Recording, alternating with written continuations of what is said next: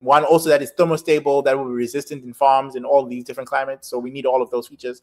We could just take the natural binding partner, the native protein binding partner, and coat it on a chip, because there are several things that MoLife also has to figure out about the chip, right? How does and this is the part that I never really got to, how do we translate a protein binding event to an electrical signal that could be then translated on a IFT? Do you have an idea of how to do that, MoLife? I think you're on mute. So for my own part, Samuka, me and Mark will try using ligand MPNN.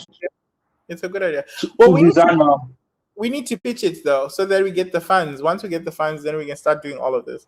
Because if we get accepted and get the funds, what would be really great would be for Ben, I would love for you to reach out to farms in Zimbabwe right now and see who would be willing for us to use their farms. So we'd pay them, right, to basically, as part of the grant money. Can you hear me, Ben? Yes, Nobody yes. is. Okay. We would pay them to plant a specific crop that we are doing, right? And then they get to keep the yield, they get to keep the growth, all of whatever, they get the harvest. But we would pay them to do 2 plots, one with our chip and one without the chip. And what we are looking for is the data. Like, we want to get the data from the chip, of course, but then the ultimate yield, right? And we want them to weigh, okay, how much did they pay in terms of product from the no chip versus the chip?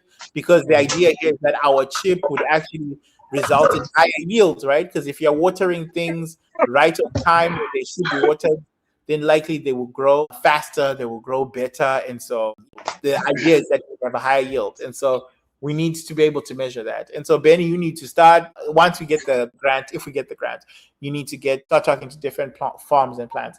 Lawrence and McGregor, you guys just have to start like making designs. You just have to take the hormone and start making designs. I think I would start by taking a look at the native protein that binds to the hormone, do some research about what that looks like, what is the binding mode, really understand what protein would need to be needed to bind to that, because it's the ligand is also a special ligand, like it's super hydrophobic as well. It's not just a regular ligand. And so you need to figure out what models would be useful. And then if you do make designs with ligand MPNN, how are you going to structurally validate them? How are you going to pick designs?